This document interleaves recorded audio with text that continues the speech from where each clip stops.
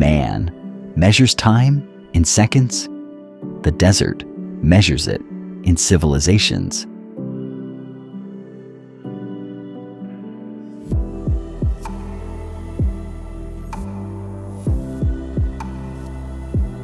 When we look at a wasteland, we see emptiness.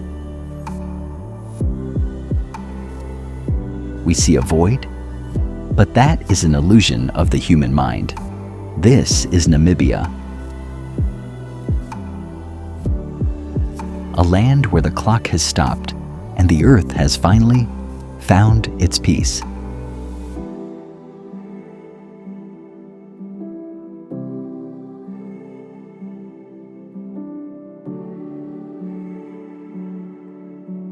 There are no shortcuts here, no mercies, only a raw, unfiltered reality. But in this silence, there is a mystery. A place where the Atlantic Ocean meets its end, and where thousands have vanished without a trace.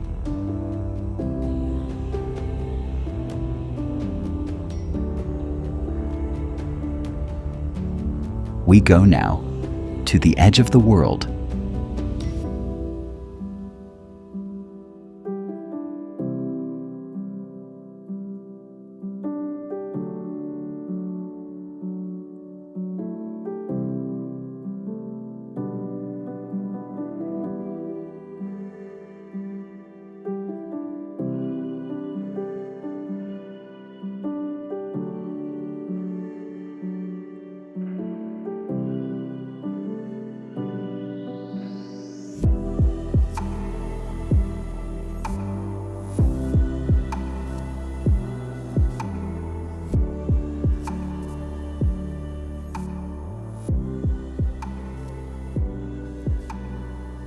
In the heart of the Namib, the earth does not build with stone. It builds with gravity and the restless breath of the wind. When the sun rises, the dunes begin to bleed. A deep, oxidized red, painted by iron and time.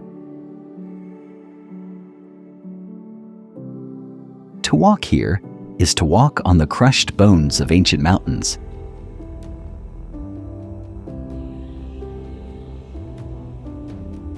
Carried by the wind from the center of the continent.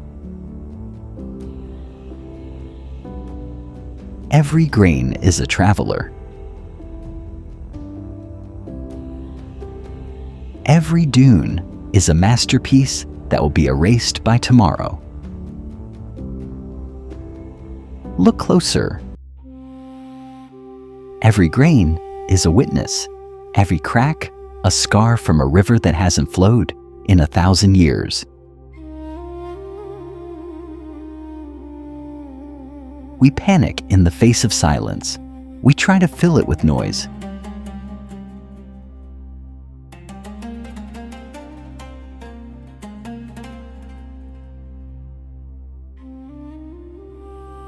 But here, silence is not the absence of sound. It is the presence of eternity.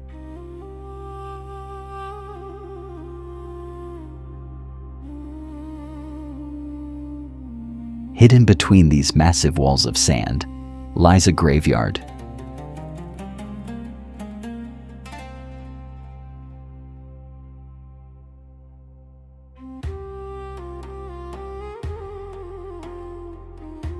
Sossusvlei. These trees died 6 centuries ago. In any other world, they would have turned to dust. The rain would have washed them away.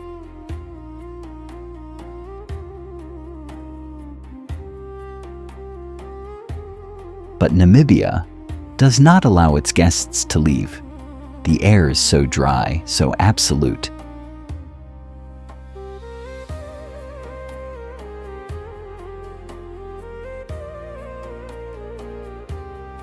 That rot cannot survive.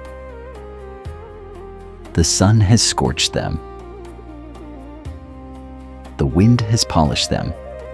But time has no power to break them.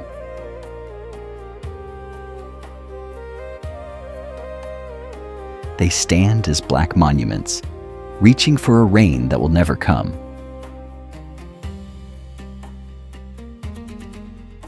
We see this desert as a monument to stillness, a place of perfect, unbroken peace.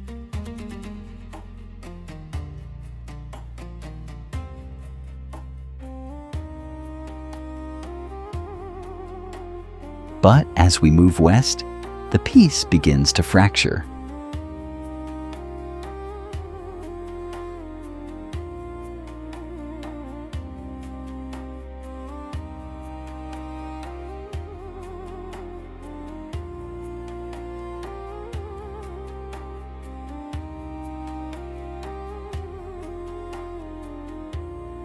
The temperature drops, the light fades.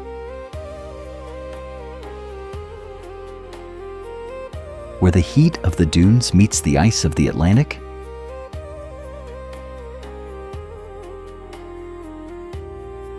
the desert stops being a sanctuary and becomes a trap.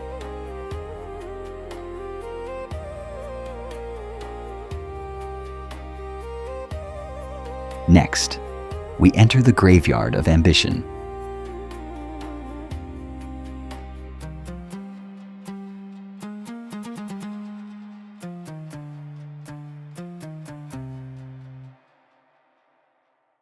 The warmth of the interior is gone. Here, the desert meets its only rival. A cold, relentless wall of water, and a fog that hides the truth. This is the Skeleton Coast. Local tribes call it the land God made in anger. Portuguese sailors had a different name. They called it the Gates of Hell. To understand this place, you must forget what you know about nature. Normally, where water meets land, life flourishes. But the Atlantic Ocean here does not bring life. The freezing Benguela current collides with the boiling desert air, creating a permanent, suffocating mist. It is a blindfold wrapped around the coast, and in this mist lie the bones of those who thought they could conquer it.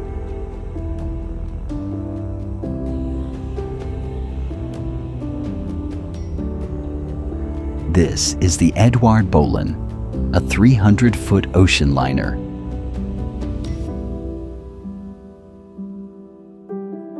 But look closely. It is not in the water. It sits a quarter of a mile inland, completely surrounded by sand.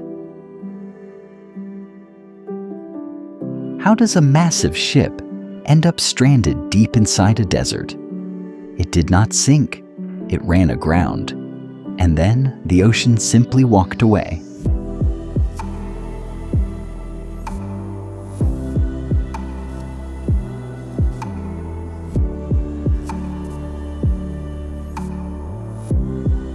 Over the decades, the desert winds blew so much sand into the sea that the coastline actually moved. The land swallowed the ship whole. Iron met the salt, and the salt won. Here, man's greatest machines are reduced to red dust. In the palm of the wind, life here is a paradox. Thousands of seals gather on the edge of a wasteland, surviving only on the breath of the sea.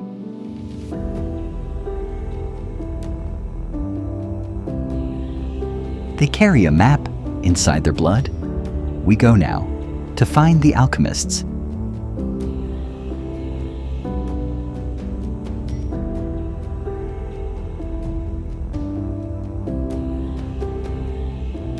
In a land of ghosts, life is the greatest anomaly. Damaraland,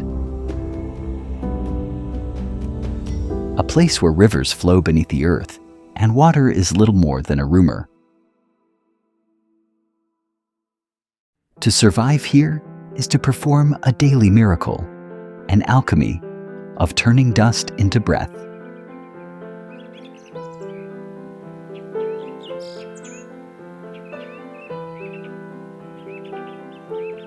At first, it looks like a mirage, a trick of the heat, but it breathes.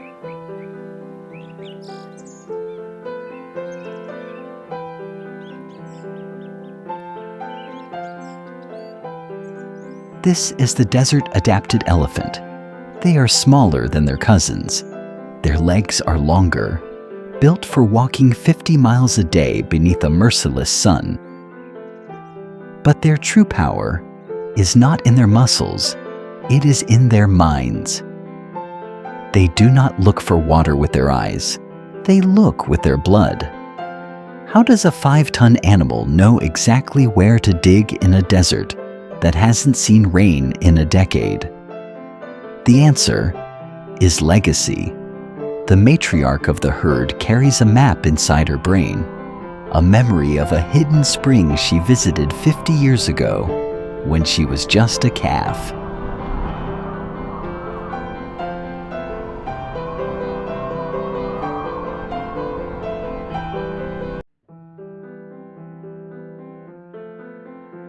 If her memory fails, the entire family dies.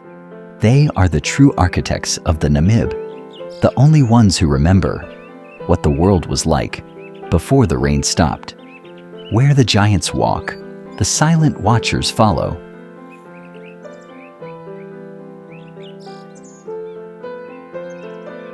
The desert lions, they do not roar, for a roar wastes energy. They wait. In the Namib, patience is the ultimate weapon. These animals survive because they understand the rules of the desert. They take only what they need.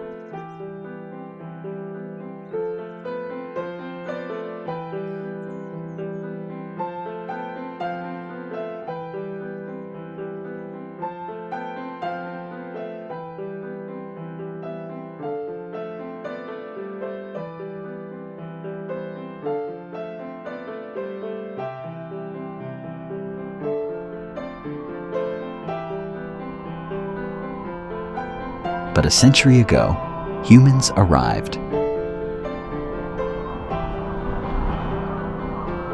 We did not come to adapt. We came to conquer. We came to take. And the earth made us pay the price.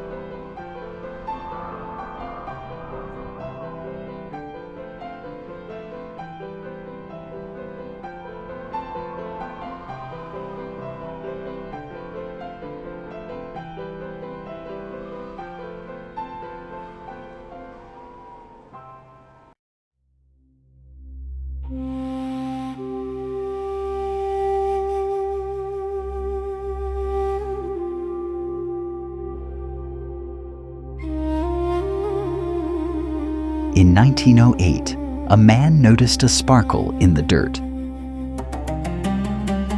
Diamonds, lying right on top of the sand, waiting to be picked up.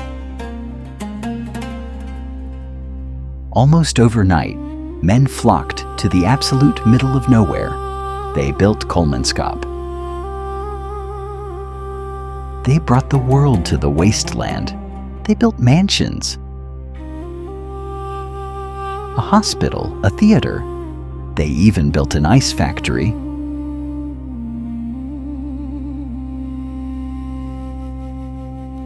Freezing water in a place that had none. They thought their wealth made them immune to the elements.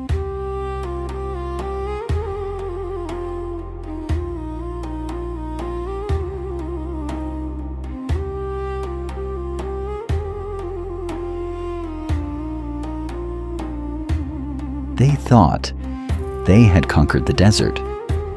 But nature is the ultimate equalizer. It does not care about our wealth. It does not recognize our borders. The diamonds ran out. The men packed their bags and left. But the sand stayed. It did not ask for permission. It simply waited, one grain at a time, carried by the wind.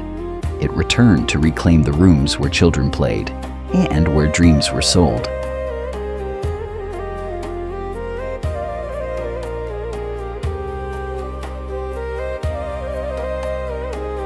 Look at this room. The desert is slowly swallowing it whole, burying our arrogance under a blanket of gold. We spend our lives trying to leave a mark, trying to build something permanent. But perhaps the greatest wisdom is found right here. To accept that nothing lasts. To be silent, to be patient, to return to where we began. The land remembers. The land breathes. The land waits.